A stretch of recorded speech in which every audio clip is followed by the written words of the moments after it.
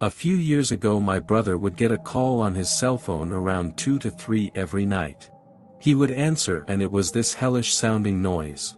Like static mixed with screams. He changed his cell number after a month of this and it stopped. Then after a week or so it began again. The exact same noise. Exact same time. Finally one day he decided to back dial the call. It was an old man that had no clue what he was talking about. Still the calls persisted.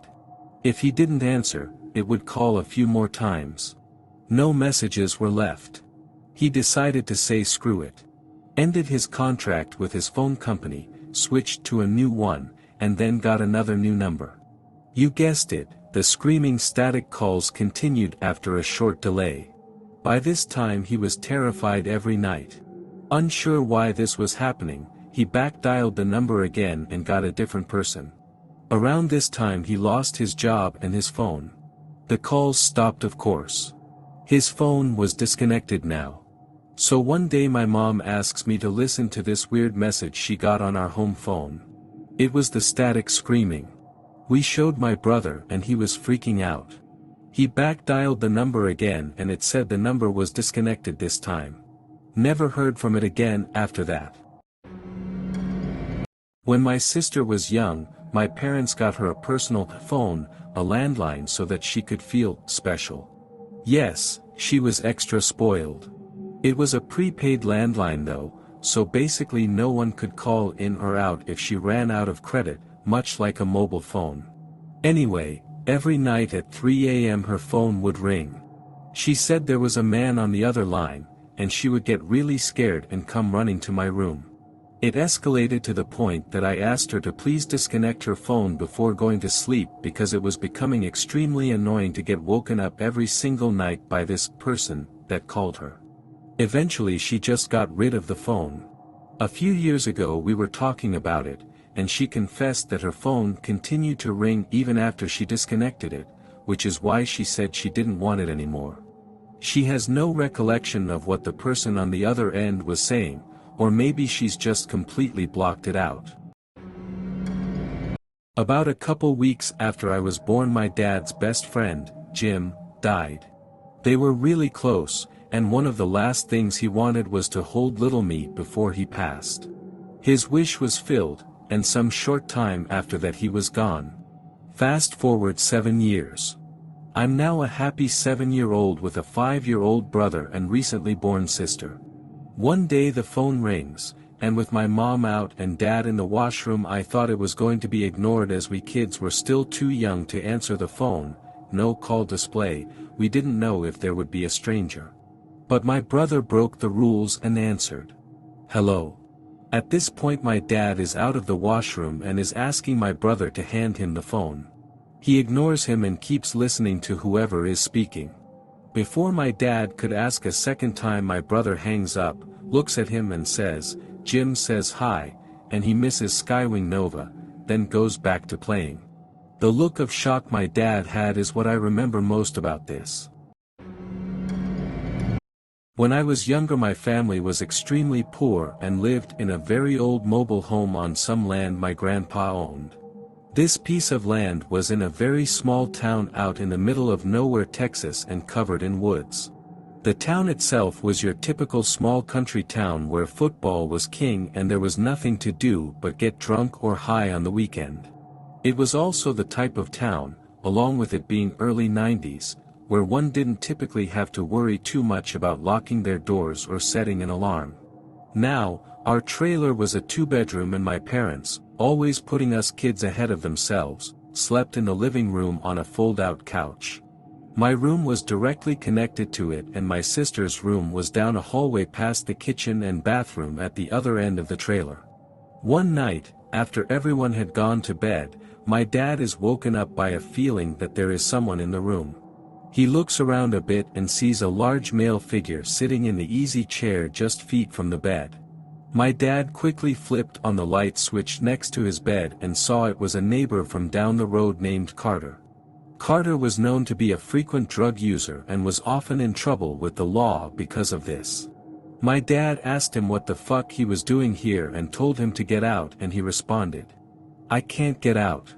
The demons are chasing me and your house is the only safe one. My dad, who I should mention is fairly large and terrifying person, responded that if he didn't get out and get out quickly that the house would be a lot less safe for him. If I leave they'll get me. They've been chasing me all night. If they catch me I'm dead. My dad's response was that there were no demons but that if he didn't get the fuck out of his house that he'd be dead. From what I've been told, since I was asleep for this part, my mom also hurled a few threats and, while she may not be big, she was equally as terrifying. I believe it was her anger that finally scared him off. My dad got up and locked the door and watched through the blinds as Carter decided, since he couldn't outrun the demons he'd steal our old beater Suburban that my dad always left the keys in. He drove around for about an hour. We called the police and it took them about that long to get out to us since the closest police station was about 20 or 30 minutes away. He finally brought it back and was arrested and taken to jail. He was deemed crazy and ended up locked in a mental institution. The scariest part is that for years after this we'd get phone calls where all we'd hear, sick, is music that would have lyrics like, "I'm going to fucking kill you." These calls lasted for years and followed us from house to house even though we always had different numbers and would even be in different states. We always thought it was him sending us a message. The calls stopped when I was about 12. I later found out that it was around that time that Carter thought the best thing he could do for himself was soak himself in gasoline and set himself on fire. This one night when I arrived for work my supervisor looked confused and asked me what I was doing there. I said, "I work tonight." And he said, "But they said you called in a few hours ago saying that you were sick." I was a bit confused and said, "It must have been someone else and they got the message wrong."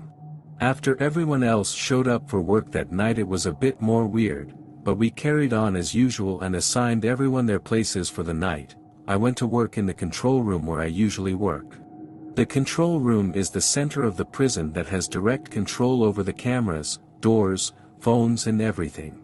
After I relieved the guard on duty and settled in for the night, I looked at the message that said I called in.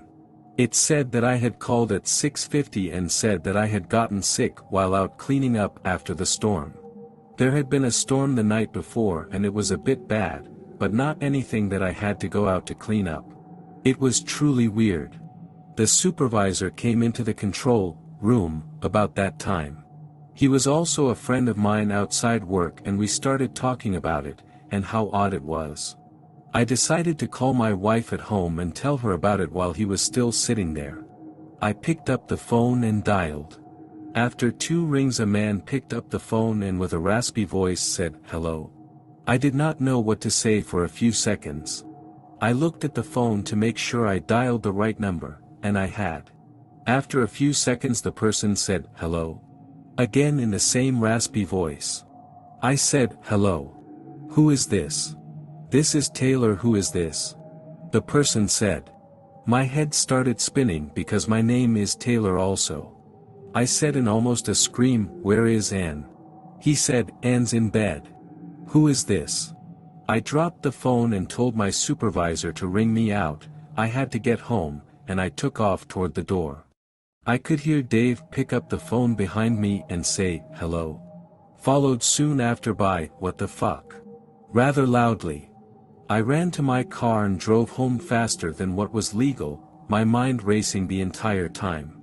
I busted through the door and my wife was sitting watching TV and was shocked at me being home.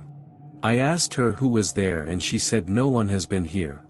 After a rather long talk with my wife, I went to call the prison to tell them what was going on, but the phone was dead. I went back to work and when I came in Dave was acting weird and asked me, "How the hell are you doing this?"